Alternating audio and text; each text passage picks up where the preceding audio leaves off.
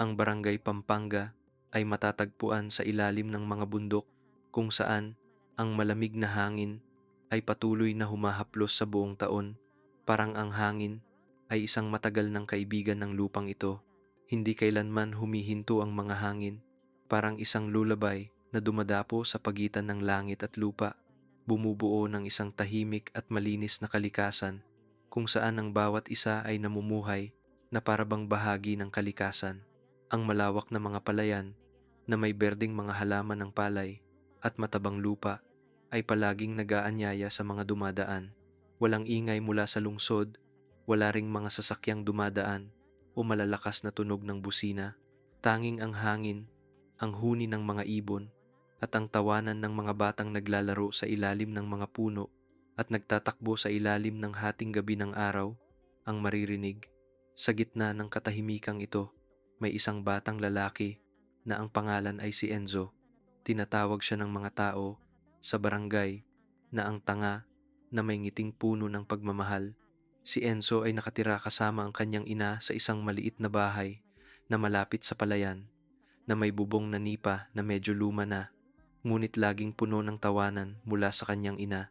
Ang ina ni Enzo ay isang matatag na babae, laging nagtatrabaho ng mabigat upang buhayin siya, habang si Enzo ay palaging naglalabas ng mga tanong na tila wala sa katwiran at paulit-ulit na nagsasalaysay ng mga kwento na walang katapusan, kaya't ang sino man na tumingin sa kanya ay nakikita siyang inosente at maligaya. Tuwing hapon, kapag ang araw ay nagsisimulang lumubog sa likod ng mga bundok, si Enzo ay tahimik na pupunta sa palayan kung saan ang mga malumanay na hangin ay humahaplos sa buong paligid. Bitbit niya ang mga tuyong dahon ng niyog, ilang piraso ng mga talahib at ilang mga kawayan.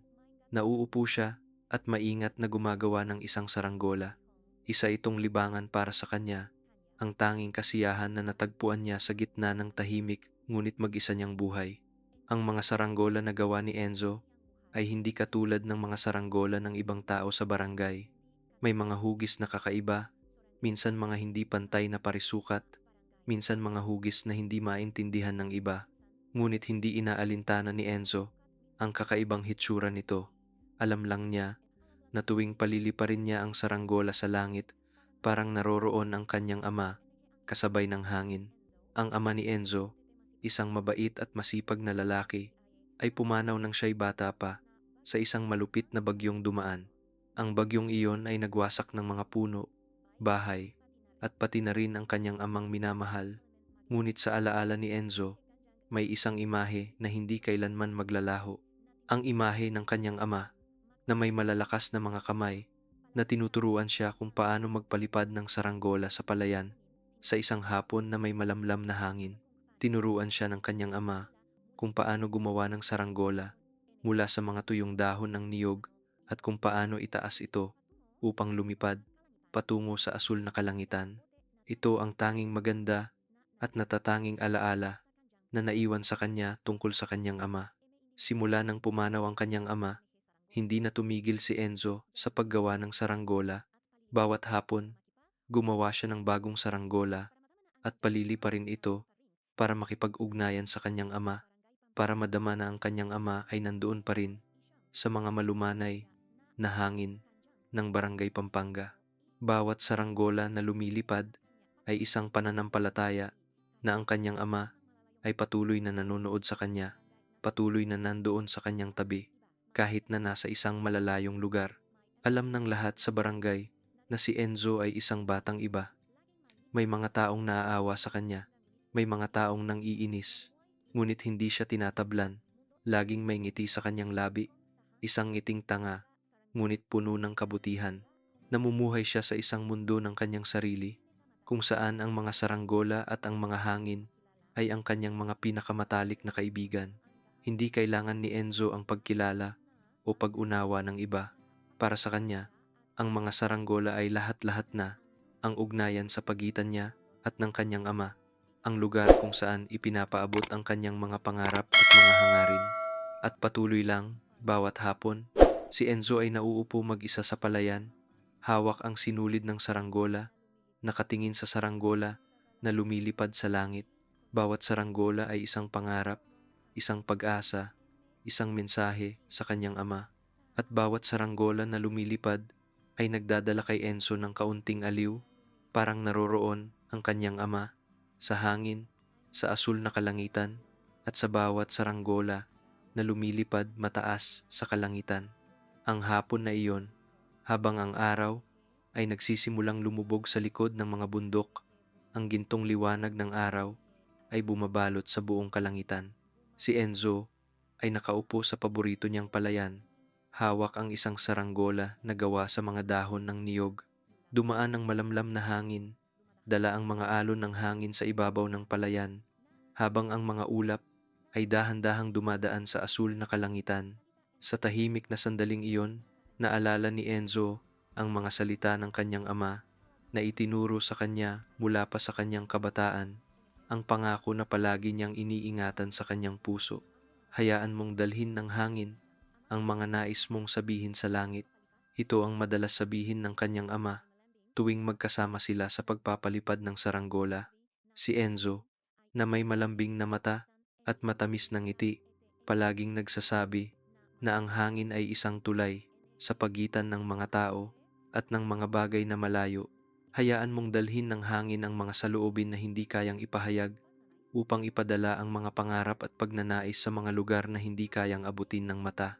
Palagi niyang nararamdaman na ang mga salitang iyon ng kanyang ama ay simpleng pahayag, ngunit puno ng kahulugan, isang paalala ng kalayaan at ng hindi nakikitang koneksyon ng tao sa kalikasan.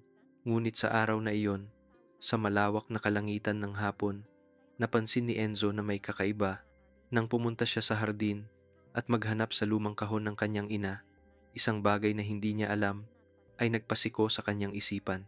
Sa gitna ng mga lumang tela at piraso ng kahoy, isang manipis na piraso ng papel ang nahulog sa kanyang mga kamay.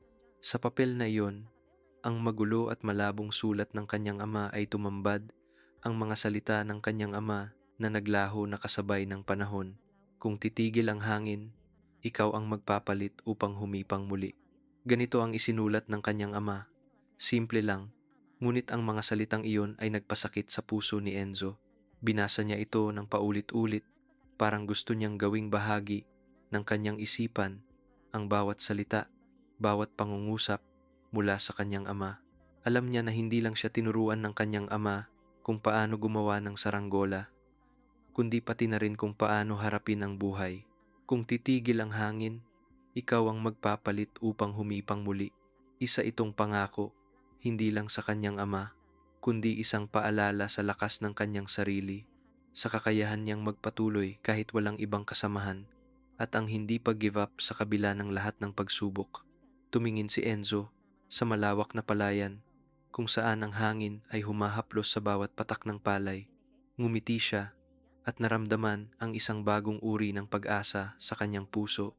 Bawat pagpapalipad ng saranggola para kay Enzo ay parabang ipinapadala niyang mga dasal, pangarap at mga saloobin na hindi pa niya nasabi sa kanyang ama.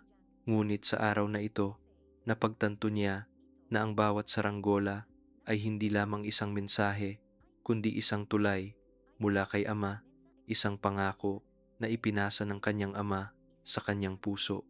Gagawa ako ng pinakamagandang saranggola, bulong ni Enzo sa kanyang sarili, puno ng determinasyon.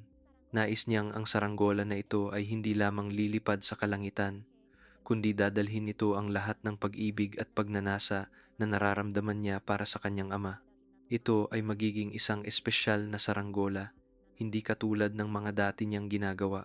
Sisiguraduhin niyang magiging perpekto ito upang kapag tinangay ng hangin, lilipad ito ng mataas at malayo, dala ang kanyang mga dasal at ang pag-ibig na ipinagkaloob niya sa kanyang ama. Nagsimula si Enzo sa paggawa. Pinili niya ang pinakamagandang mga dahon ng niyog at maingat na pinaplano ang bawat detalye. Bagaman hindi sanay ang kanyang mga kamay sa mga maselan na gawain, sa bawat hakbang na ginagawa niya, naramdaman niya ang isang lakas, isang espiritual na lakas na ipinasa ng kanyang ama sa kanya. Inilagay niya ang buong puso at dedikasyon sa saranggolang ito, dahil alam niyang bawat saranggola ay may kasamang kaluluwa ng taong nagpapalipad nito. Nang matapos ang saranggola, tumayo si Enzo at pinanood ito habang pumapalipad sa kalangitan. Hindi lamang niya nakita ang saranggola na lumilipad, kundi sa kanyang isipan, nakikita niya ang kanyang ama na nandoon sa isang lugar, sa tabi niya, sa ilalim ng mga hangin. Parang naririnig pa ni Enzo ang tinig ng kanyang ama, parang si ama ay patuloy na nakangiti at binabantayan siya sa bawat hakbang. Ang saranggola ay hindi lamang isang laruan ng isang batang lalaki, kundi isang tulay sa pagitan ng mundong ito at ng mundong hindi niya kayang abutin. Naniniwala si Enzo na sa bawat paglipad ng saranggola, nakikinig ang kanyang ama at ang hangin ay nagdadala ng lahat ng pag-ibig at dasal na ipinapadala ni Enzo sa kalangitan. Papaltan ko ang hangin para kay ama, bulong ni Enzo, habang ang saranggola ay patuloy na umaabot sa malawak na asul na langit. Dala ang lahat ng mga saloobin at pagnanasa na hindi pa niya nasabi.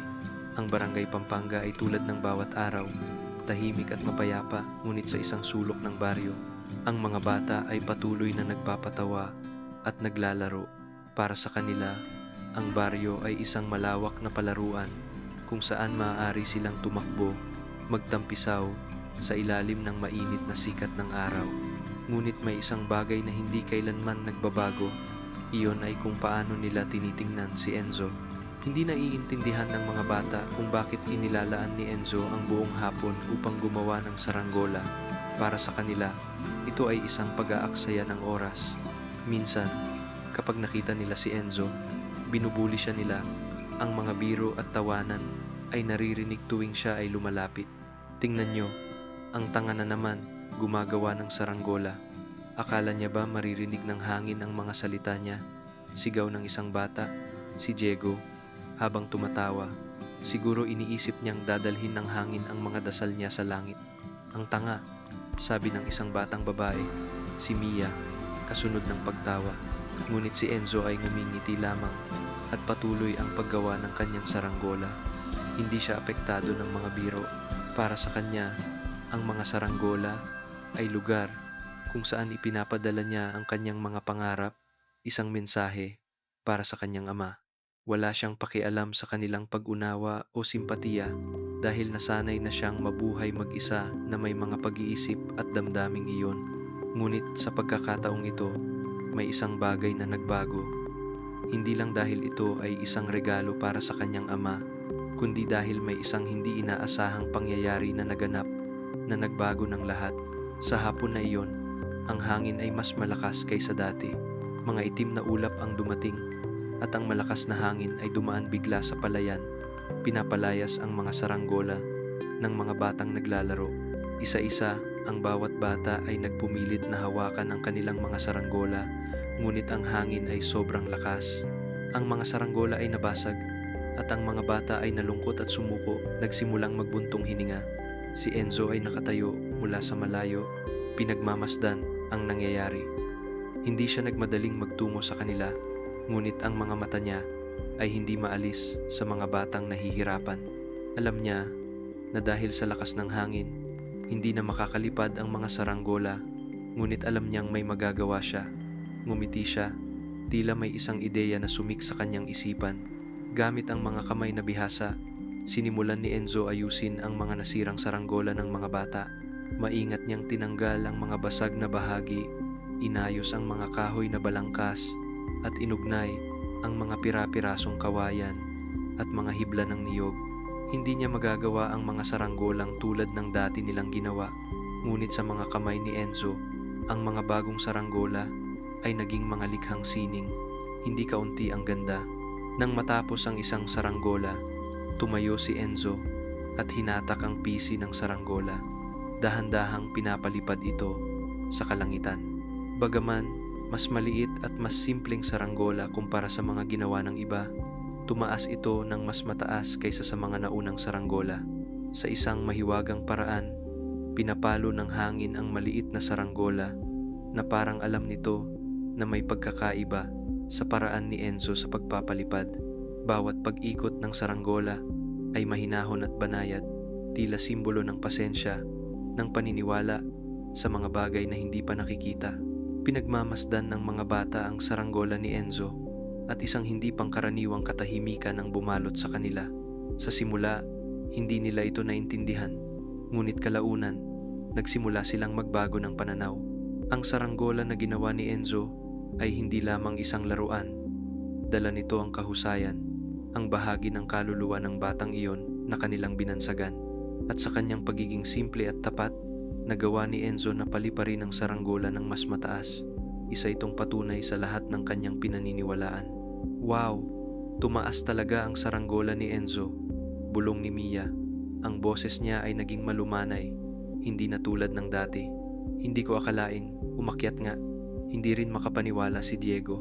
Ito na ang unang pagkakataon na tiningnan nila si Enzo sa ibang paraan. Wala nang panunuya, wala nang pag-iwas. Sa halip, may pagkamangha, paggalang, at kaunting paghanga. Hindi nagsalita si Enzo. Ngumiti lamang siya ng magaan at ang mga mata niya ay nagmasid sa saranggola na patuloy na umaabot sa mataas na kalangitan. Hindi niya kailangan ng mga papuri o pagkilala. Alam niyang ang saranggolang iyon ay isang regalo mula sa kanyang puso at nagawa nitong gawin ang hindi kayang gawin ng mga saranggola. Nang iba, binago nito ang pananaw ng mga bata tungkol sa kanya. At sa sandaling iyon, sa ilalim ng asul na kalangitan, naramdaman ni Enzo ang isang kamangha-manghang bagay. Ang hangin ay hindi lamang nagdadala ng mga dasal sa langit, kundi maaari ding magdala ng pag-unawa at pagbabago sa puso ng bawat isa. Isang umaga, nang ang liwanag ng araw ay nagsisimulang magdapo sa langit at ang buong barangay Pampanga ay nalubog sa isang manipis na ulap ng hamog, si Enzo ay nakaupo malapit sa kanyang saranggola, pinagmamasdan ang malinaw na kalangitan. Ang palayan ay nananatiling tahimik, ngunit may isang bagay na kakaiba sa araw na iyon. Isang hindi maipaliwanag na pakiramdam ang pumasok sa kanyang puso na parang may isang pagbabago sa hangin, isang presensya na hindi niya kayang ipaliwanag. Habang si Enzo ay nag-iisip ng malalim, isang hindi kilalang lalaki ang dumating sa baryo. Siya ay nakasuot ng simpleng kasuotan, ngunit malinis, may hitsurang pagod, at may mga mata na puno ng kalungkutan mula sa mahabang paglalakbay. Ang mga tao sa baryo ay bihirang makakita ng mga dayuhan, kaya't lahat ng mata ay agad na napatingin sa kanya. Ang lalaki ay tahimik na naglakad patungo sa gitna ng baryo, kung saan si Enzo palaging naglalaro ng saranggola.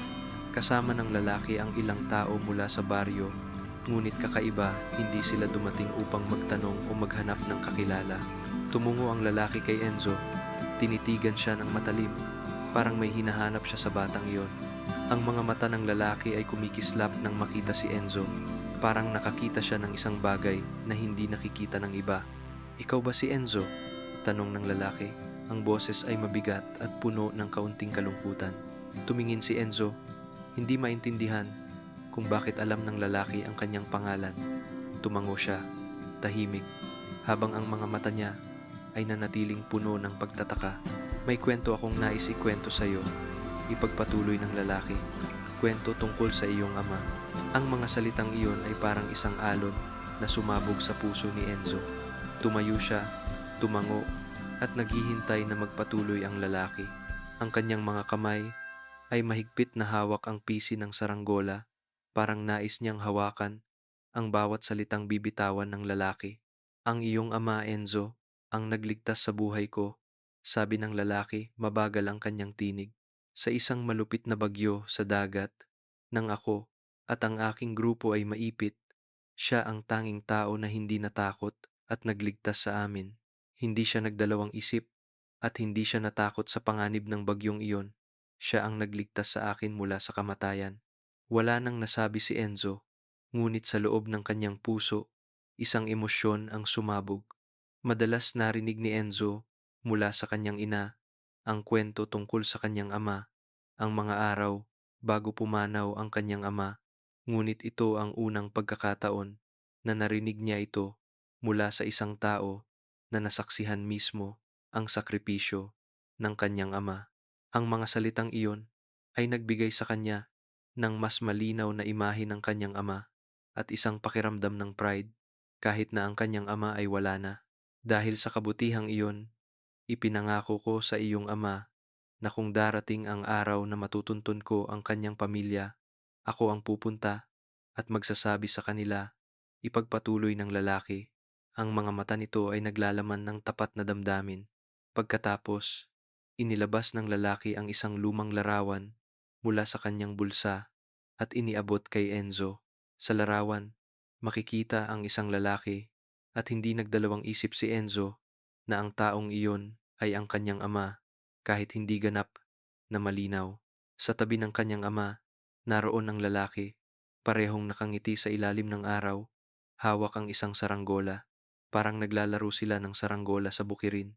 Ito ang larawan na kuha namin bago pumanaw ang iyong ama, sabi ng lalaki. Itong larawan ay itinago ko sa buong taon dahil ito ay nagpapaalala sa akin ng isang mahiwagang hangin sa dagat kung saan ang kaluluwa ng iyong ama ay sumanib sa mga ulap at ang hangin na iyon ang nagdala sa kanya palayo.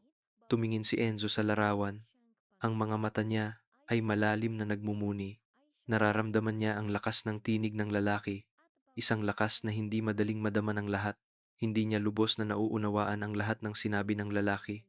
Ngunit may isang bagay sa kanyang puso ang nagsasabi na ang kanyang ama ay hindi isang ordinaryong tao. Ang kanyang ama ay isang taong nakahipo ng isang bagay na hindi nakikita ng nakararami, isang mahiwagang hangin na tanging ang mga tunay na naniniwala sa koneksyon ng tao at kalikasan ang nakakaintindi. Ang kwento tungkol sa mahiwagang hangin ay nakapagbigay kalituhan kay Enzo, ngunit sa kanyang puso, isang bagong paniniwala ang nagsimulang mabuo. Nagsimula niyang paniwalaan na ang kanyang ama ay laging naroroon sa tabi niya kahit hindi niya ito nakikita, ngunit tuwing ang hangin ay dumaan sa bukirin, alam niyang ang kanyang ama ay naroroon, tinitingnan siya. Ang bawat hangin ay may kasamang presensya ng kanyang ama, tulad ng mga dasal na ipinapadala niya sa bawat saranggola na pinapalipad. Kung gayon, ang ama ko ay laging nandyan para sa akin, bulong ni Enzo. Ang mga mata niya ay kumikislap ng isang bagong paniniwala. Tumango ang lalaki at ngumiti ng magaan. Ang iyong ama ay laging nandyan sa iyo, sa bawat hangin na dumaan sa bukirin. Tumingala si Enzo, tinitingnan ang kalangitan, kung saan ang kanyang mga saranggola ay patuloy na lumilipad. Ang hangin ay patuloy na humahaplos, tulad ng ginawa nito noon. At sa bawat ihip ng hangin, alam ni Enzo na ang kanyang ama ay nandoon. Pinagmamasdan siya mula sa malayo. Sa bawat hangin na dumaan mula sa malalayong lugar, dumating na naman ang panahon ng hangin sa Pampanga, dala ang kasiglahan at saya ng pinakamalaking festival ng taon ang paligsahan sa pagpapalipad ng saranggola. Bawat taon, sa okasyong ito, ang buong baryo ay nagtitipon upang makilahok sa isa sa mga pinakainaabangang kaganapan, ang paligsahan sa pagpapalipad ng saranggola. Ang malawak na mga palayan ay parabang naging isang makulay na langit puno ng mga makukulay at malalaking saranggola na sabay-sabay na lumilipad at sumasabay sa malawak na espasyo ng kalangitan at hangin. Ngunit ang taon na ito ay iba sa lahat ng iba. Hindi lamang mga bihasang gumagawa ng saranggola ang may dala ng magagandang mga saranggola, kundi pati na rin ang mga batang tulad ni Enzo at ang mga karaniwang tao ng baryo. Lahat ng kabataan sa baryo ay sabik na naghahanda para sa paligsahan, tinitiyak na ang kanilang mga saranggola ay magiging pinakamaganda upang manalo. Ngunit si Enzo, ang batang tinatawag ng lahat na ang tanga, ay naiiba. Hindi pa siya kailanman sumali sa paligsahan na ito dahil palagi niyang nararamdaman na hindi siya makakapantay sa iba.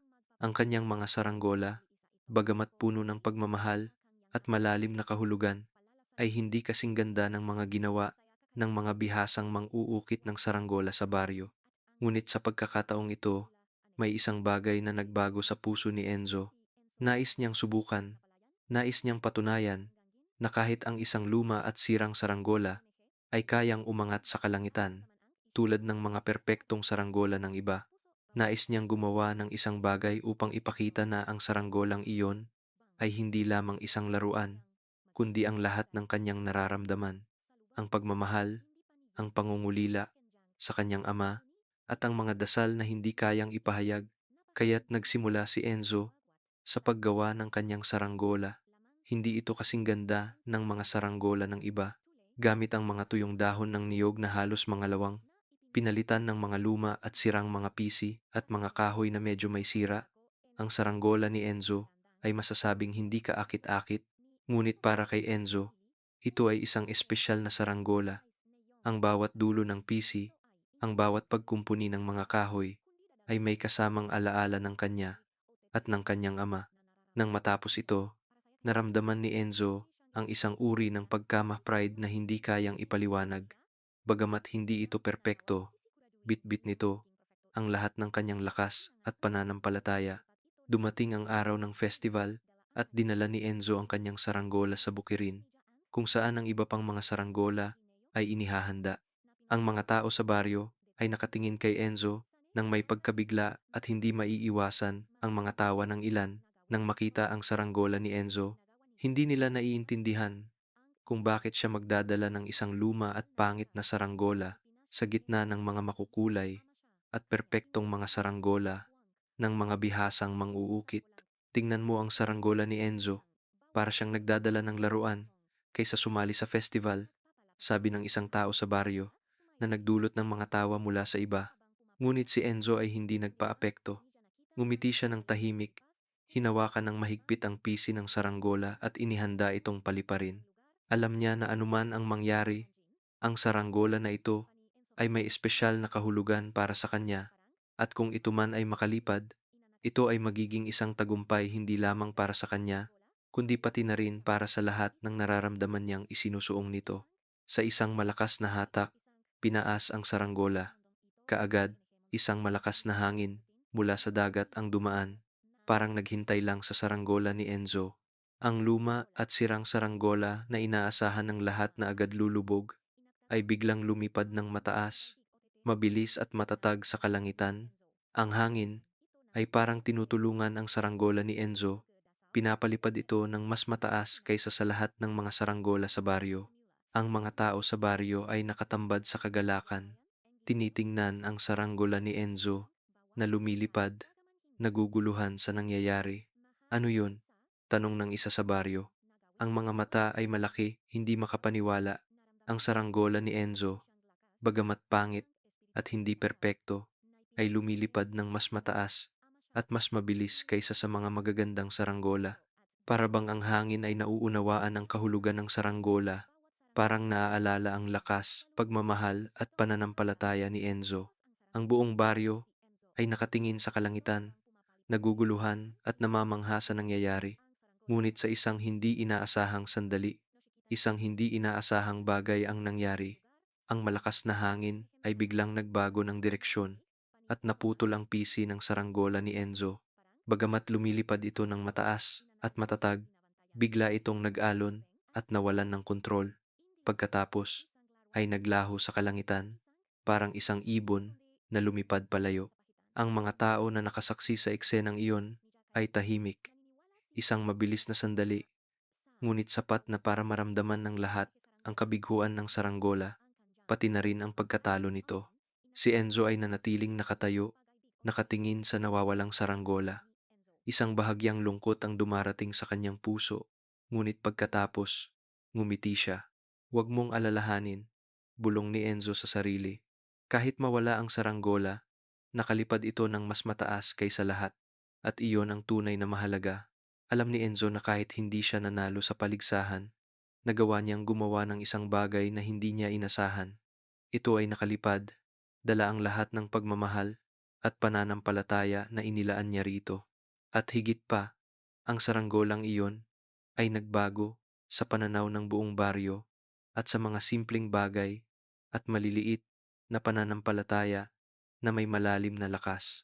Ang saranggola ay umangat, ngunit sa isang maikling sandali lamang, ang malakas na hangin ay dumaan, pinaikot ang saranggola sa kalangitan, bago biglang maputol ang pisi nito, nawawala sa kalangitan. Si Enzo ay nanatiling nakatayo, ang mga mata ay nakatitig sa saranggola na lumilipad palayo, at naramdaman niyang ang lahat ng bagay sa buhay niya ay nawawasak kasama ng saranggola. Ang mga tao sa baryo ay patuloy na nakatingin, ang mga mata nila puno ng pagkamangha at awa, ngunit hindi iyon napansin ni Enzo. Ang tanging nararamdaman niya ay isang walang hanggan na kalungkutan sa kanyang puso, parang nawalan siya ng lahat. Ang iba pang mga saranggola ay patuloy na umaangat, ngunit ang saranggola ni Enzo ay nawala na, dala ang lahat ng pag-asa, lahat ng pananampalataya na ipinagkatiwala niya rito. Parang isang batang nawalan ng pag-asa at hindi alam kung saan hahanap ng suporta. Dahan-dahan, umiwas siya at naglakad patungo sa bukirin, kung saan ang ibang mga saranggola ay patuloy na lumilipad, ngunit hindi na niya naramdaman ang kaligayahan o aliw mula sa hangin. Ang malakas na hangin na nagsanib sa kanyang mga pangarap ay parang umalis din, nagtakaw ang lahat ng nararamdaman niya. Naglakad siya sa ibabaw ng mga palayan. Ang mga mata ay walang direksyon, parang hinahanap ang isang bagay na hindi niya kayang hanapin. Siya, na may puso na puno ng kalungkutan, ay naiwan sa bahay. Ang kanyang ina ay nakaupo roon, mga mata puno ng luha. Hindi niya alam kung saan nagpunta si Enzo, at ang katahimikan ng bahay ay nagpapalakas sa kalungkutan ng kanyang puso. Hindi niya maintindihan kung ano ang nangyayari, ngunit ramdam niyang may isang hindi maipaliwanag na puwang sa kanyang buhay dahil sa pagkawala ng kanyang anak. Hindi agad bumalik si Enzo sa bahay. Nagpatuloy siya, lumakad sa dilim, at ang mga hakbang niya ay parang walang katapusan. Ang mga palayan at ang mga bahay ay tila nagiging malayo sa kanya. Habang siya ay lumalakad, bawat hakbang ay parang mas malayo siya sa kanyang tahanan, mas malayo siya sa kanyang ina, at mas malayo siya sa alaala ng kanyang ama. Pagdapo ng gabi, ang hangin ay patuloy pa ring humahaplos, ngunit wala na itong dala na tinig ng kanyang ama. Naupo si Enzo sa tabi ng ilog. Ang pilak na liwanag ng buwan ay sumasalamin sa tubig na nagbibigay ng isang malungkot na imahe sa paligid.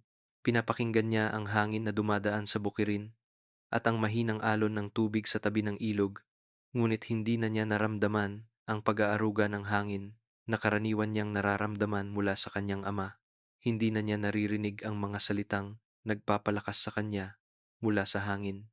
Parang nawala na ang pagkakaroon ng presensya ng kanyang ama.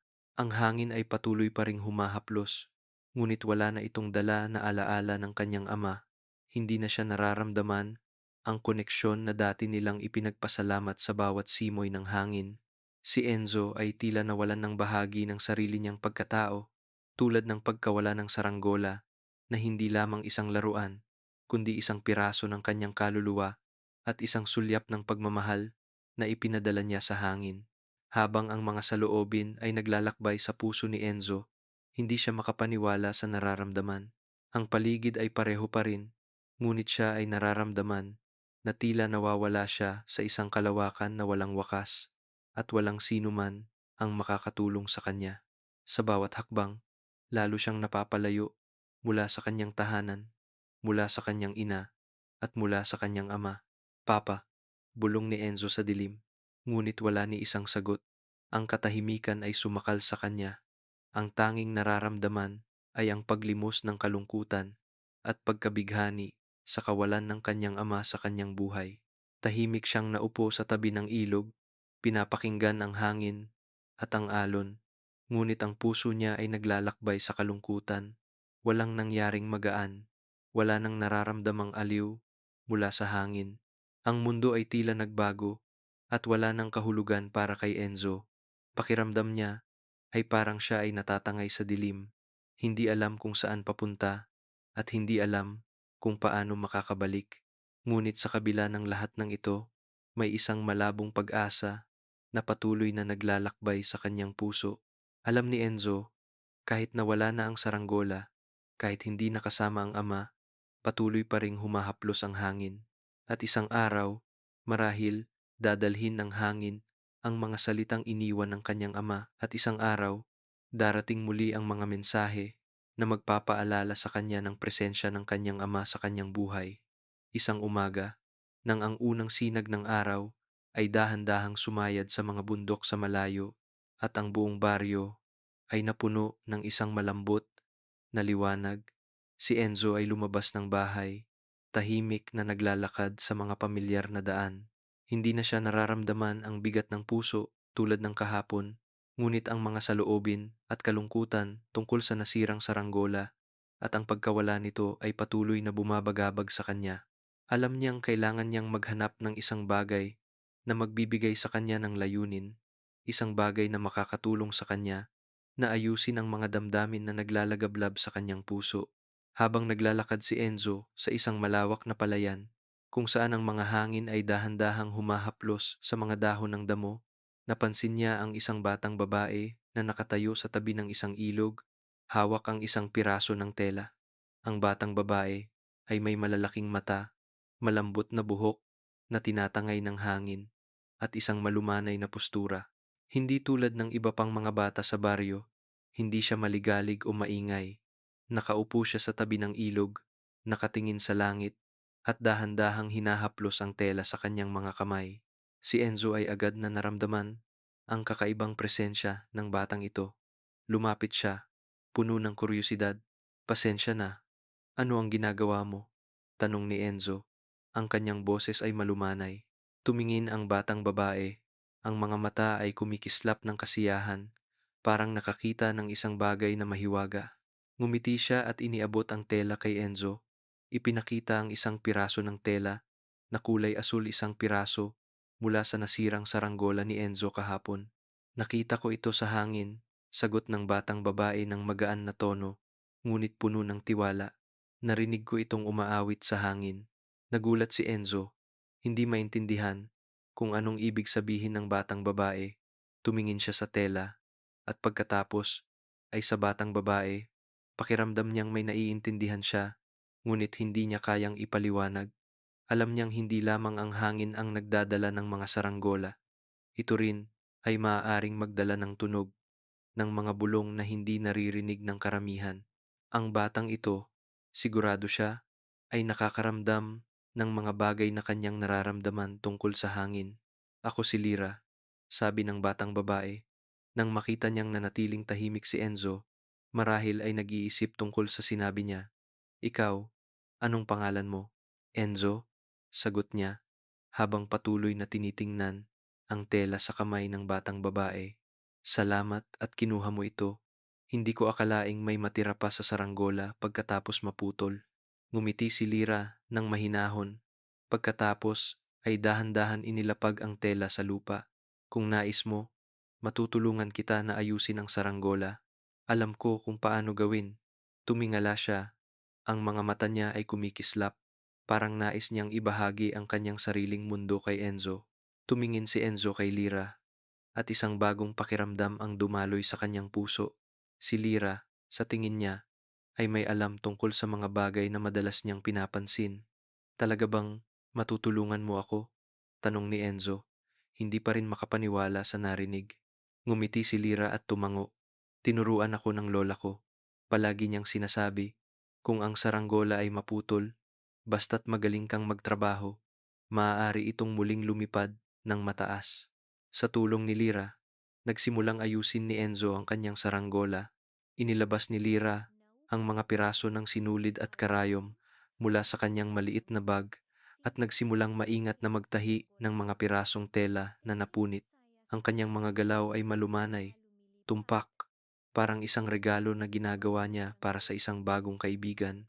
Habang pinagmamasdan ni Enzo si Lira, naramdaman niya ang pagtutok at pagtitiis sa bawat galaw ng batang babae. Habang abala si Lira sa paggawa, nagsimula rin niyang madama ang isang kakaibang bagay.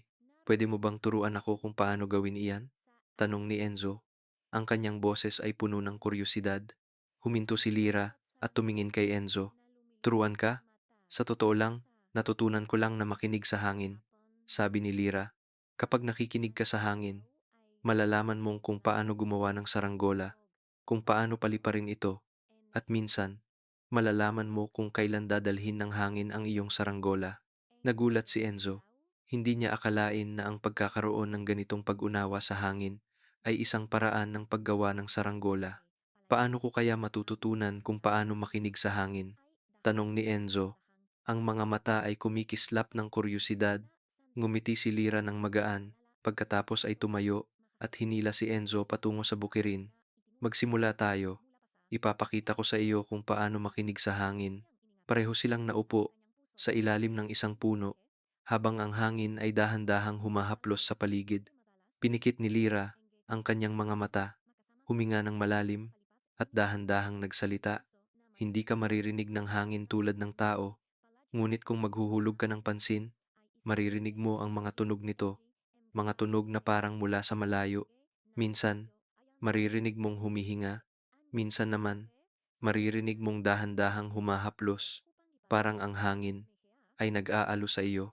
Pinakinggan ni Enzo ang mga salita ni Lira at dahan-dahan may nangyaring kakaiba. Parang ang hangin ay nag-uusap sa kanya at sa bawat simoy nito, naramdaman niyang nagiging isa siya sa hangin. Parang ang hangin ay nagbabalik ng mga kwento, mga mensahe na matagal na niyang nakalimutan. Hindi na niya naramdaman ang kalungkutan, kundi isang tahimik na aliw mula sa mga alon ng hangin. Nararamdaman mo na ba? Tanong ni Lira. Ang kanyang mga mata ay naglalaman ng init ng kaligayahan. Ngumiti si Enzo at tumango. Naiintindihan ko na. Salamat, Lira. Pareho nilang tinanaw ang langit, kung saan ang mga saranggola ay patuloy na lumilipad sa hangin. Ang saranggola ni Enzo, kahit na naayos na, ay patuloy na lumipad ng mataas, dala ang lahat ng kanyang natutunan mula kay Lira, kung paano magtahi at kung paano makinig sa hangin. Ang panahon ng hangin ay dumating, at ang kasiyahan ng festival ay muling bumabalot sa buong barangay Pampanga. Ngunit sa taong ito, may isang kakaibang bagay na nangyayari. Ang kasiyahan ng selebrasyon ay hindi lamang nagmumula sa makukulay na mga saranggola, kundi pati na rin sa isang espesyal na gawain, ginagawa tuwing 10 oras ng gabi, sa ilalim ng liwanag ng buwan, ang walang katapusang pagtahi at paghabi ng isang pangarap na isinusuong ng buong baryo. Si Enzo at Lira ay magkasama sa ilalim ng dilim ng palayan. Ang luma nilang saranggola ay unti-unting nagiging bago, mas maganda kaysa dati. Ang saranggola na ito ay hindi na lamang isang laruan o isang alaala ng kanyang ama, kundi naging simbolo ng isang bagay na mas malaki. Magkasama nilang inayos ang saranggola, ngunit sa pagkakataong ito, hindi ito magiging katulad ng dati. Ito ay magiging isang malaking saranggola, mas malaki, mas maganda, dala ang lahat ng mga dasal at mga pangarap ng buong baryo. Bawat gabi, kapag ang buong baryo ay natutulog, si Enzo at Lira ay tahimik na nagtatrabaho upang itahi muli ang saranggola. Ang mga piraso ng tela ay pinutol at pinagsama-sama ng maingat, bawat pisi ay dahan-dahang itinatahi na bumubuo ng mga magagandang disenyo. Wala silang minamadali. Bawat hakbang ay maingat at tumpak, na parang bawat tahi ay isang bahagi ng kanilang mga dasal, isang simbolo ng kanilang pananampalataya. Habang tumatagal, nagsimulang mapansin ng mga tao sa baryo ang pagbabago sa gawain ni Enzo at Lira. Mula sa mga bata hanggang sa matatanda, lahat ay nagpunta upang tumulong. Ang bawat isa ay nagdala ng tela, isang piraso ng sinulid, o simpleng mga magagandang saloobin. Ang mga manguukit ng saranggola, mga magsasaka, at mga magulang, lahat ay nagnanais na maging bahagi ng muling paggawa ng saranggola. Hindi na ito isang saranggola lamang para kay Enzo, ito ay naging simbolo ng pag-asa, pagkakaisa, at mga pangarap ng buong komunidad. Ang saranggola na ito ay para sa buong baryo, hindi ba? Tanong ni Lira habang tinitingnan ang lahat ng tao na nagtutulungan.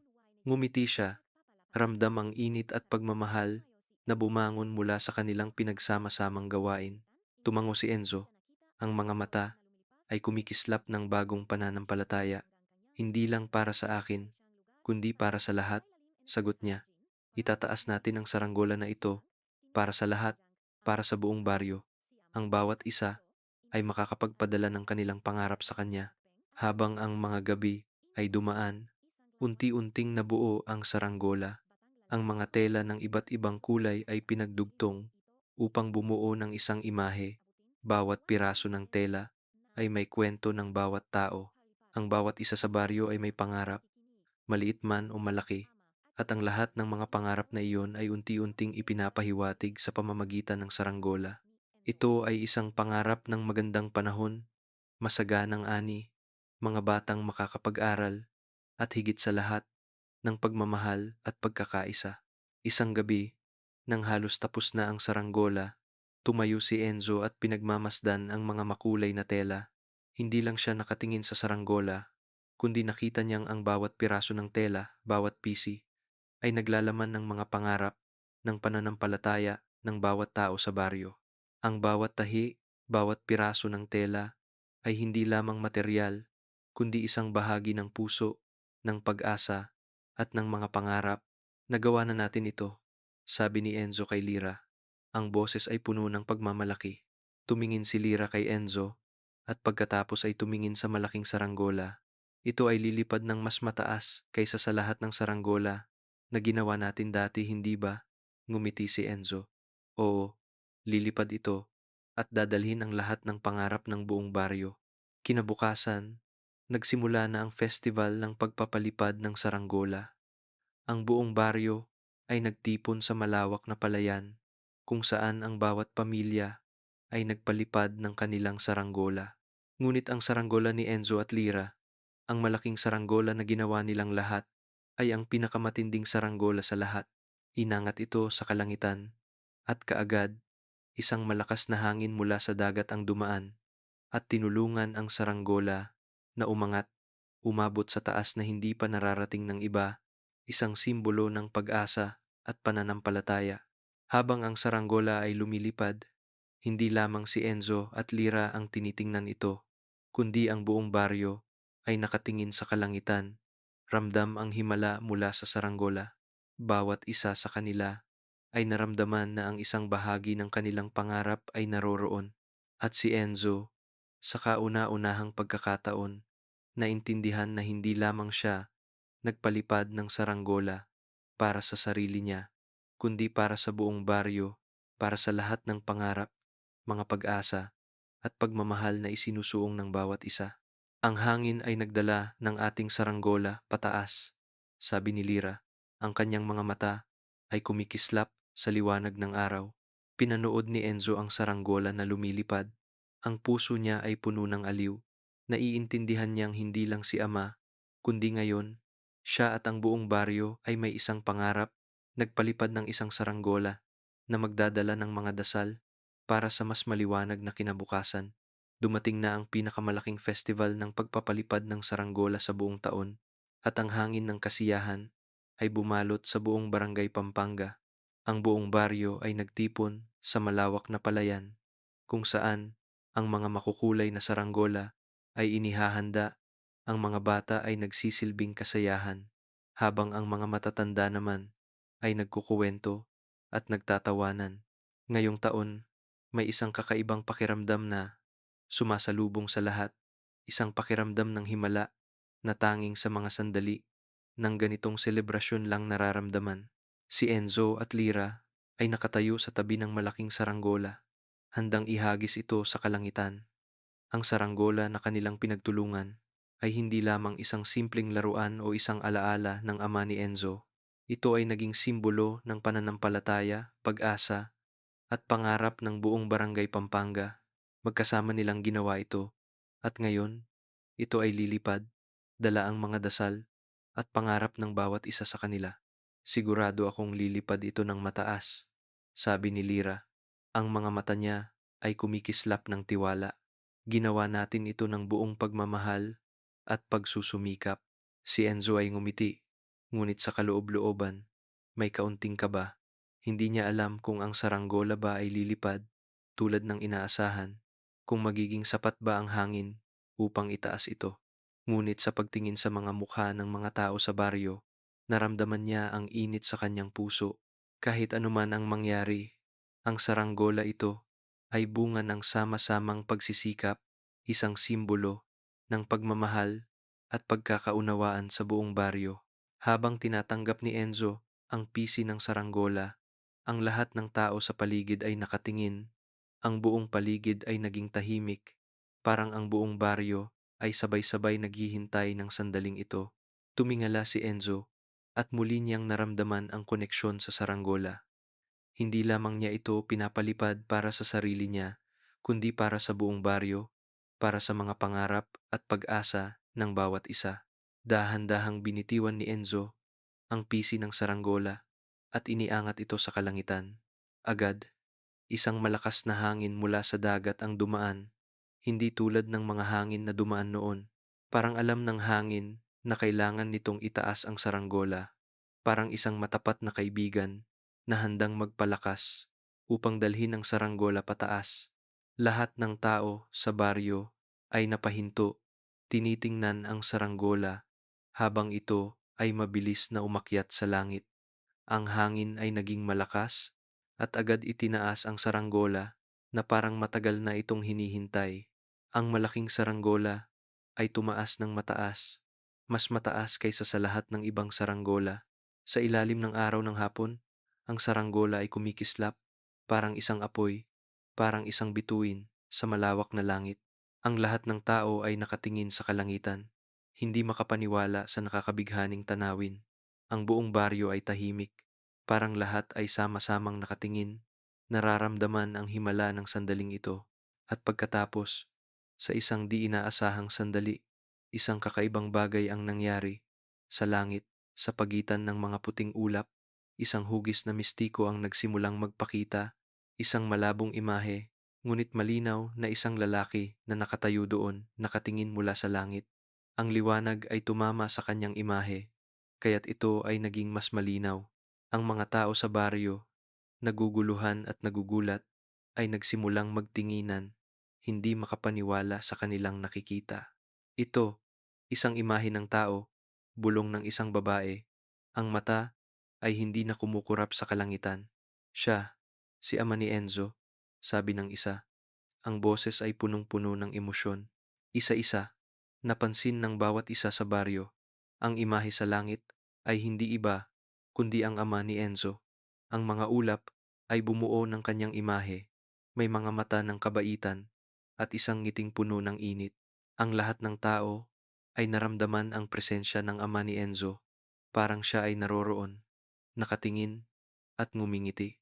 Si Enzo ay nanatili sa isang tabi, hindi umaalis ng tingin mula sa imahe na iyon. Naramdaman niyang may isang bagay na mahirap ipaliwanag, isang aliw na nagbigay panatag sa kanyang puso, isang tiwala na ang kanyang ama ay palaging naroroon, palaging nakatingin, at nagmamasid sa kanyang mga hakbang. Kahit hindi na siya pisikal na naroroon, ang imahe ng kanyang ama ay palaging nandyan sa bawat hangin, sa bawat saranggola, at sa bawat sandali sa puso ni Enzo. Papa, bulong ni Enzo. Ang kanyang boses ay puno ng emosyon. Ang imahe ng ama ay unti-unting naglaho sa mga ulap, parang siya ay nagbigay ng isang pagpapala, isang mensahe, at pagkatapos, siya ay bumalik sa hangin, sa mga saranggola, at sa malawak na langit. Si Enzo ay naramdaman ang isang hindi maipaliwanag na aliw. Naiintindihan niya na kahit hindi na niya makita ang ama ay palaging mananatili sa kanya, sa bawat hangin, sa bawat sandali ng buhay. Ang saranggola ay patuloy na lumilipad, kumikislap sa ilalim ng araw ng hapon, at si Enzo ay nakaramdam ng bagong simula, isang simula hindi lamang para sa kanya, kundi para sa buong barangay Pampanga. Pagkatapos ng festival, tila may isang bagong sigla na sumik sa barangay Pampanga. Ang buong baryo ay nakasaksi sa himala ng malaking saranggola na gawa ng magkasamang pagsisikap ni Enzo at ng mga tao sa baryo. Ang imahe ng ama ni Enzo na lumitaw sa kalangitan ay nag-iwan ng isang hindi malilimutang alaala sa lahat. Mula nang mangyari iyon, hindi na si Enzo ang batang tanga sa mata ng mga tao sa baryo. Ngayon, siya ay tinitingala at tinuturing na isang mahalagang bahagi ng komunidad. Hindi na siya pinagtatawanan, kundi tinatanggap na may pagmamahal, respeto, at pasasalamat. Nagpatuloy si Enzo sa paggawa ng mga saranggola, ngunit hindi na ito tulad ng dati, na isang personal na libangan lamang. Ngayon, ang paggawa ng saranggola ay naging isang tulay na nag-uugnay sa kanya at sa buong baryo. Gumagawa siya ng saranggola para sa mga batang wala masyadong kakayahan, para sa mga puok na hindi kayang bumili, at minsan, para sa mga kaluluwa na nag-iisa bilang isang paraan ng pagpapadala ng dasal at pagmamahal sa kanila sa mga gabi ng pangungulila. Bawat saranggola na ginawa ni Enzo ay may kasamang pangarap at dasal. Hindi lang niya ginagawa ito para sa sarili niya, kundi para sa buong komunidad, para sa mga nangangailangan ng aliw, pag-asa, at pagmamahal. Ang bawat bata na tumanggap ng saranggola mula kay Enzo ay nararamdaman ang pagmamahal at pangangalaga na isinusuong niya sa bawat piraso ng tela. At tuwing ang saranggola ay umangat, ito ay isang mensahe, isang biyaya para sa kanilang mga pangarap. Si Lira, ang batang babae na tumulong kay Enzo upang muling buuin ang malaking saranggola, ay nanatili sa baryo. Nagdesisyon siyang magtulungan kay Enzo upang magtayo ng isang maliit na workshop na tinawag nilang House of Wind.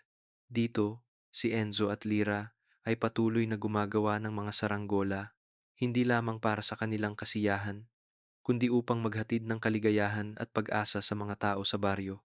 Ang House of Wind ay hindi lamang isang workshop, kundi isang lugar kung saan ang lahat ng tao ay nakahanap ng kapayapaan. Isang lugar kung saan ang hangin ay dumaan, dala ang mga dasal at pangarap.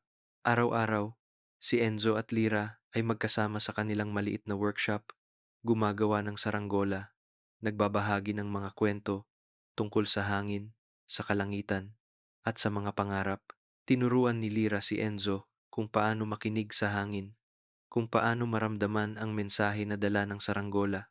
Si Enzo naman ay nagbahagi kay Lira kung paano magpalipad ng saranggola, hindi lamang para ito lumipad, kundi upang ipadama ang mga damdamin at pagmamahal sa bawat galaw nito. Tuwing hapon, kapag ang hangin ay nagsisimulang dumaan sa mga palayan, makikita ang mga saranggola ni Enzo at Lira na sumasabog sa kalangitan, dahan-dahang umakyat at nagdadala ng mga pangarap at pag-asa. At ang mga tao sa baryo, tuwing nararamdaman nila ang simoy ng hangin, ay nagsasabihan, ang hangin na iyon ay si ama ni Enzo, bumabalik kasama ang saranggola ng anak niya. Ang mga salitang ito ay naging bahagi na ng kultura ng Barangay Pampanga.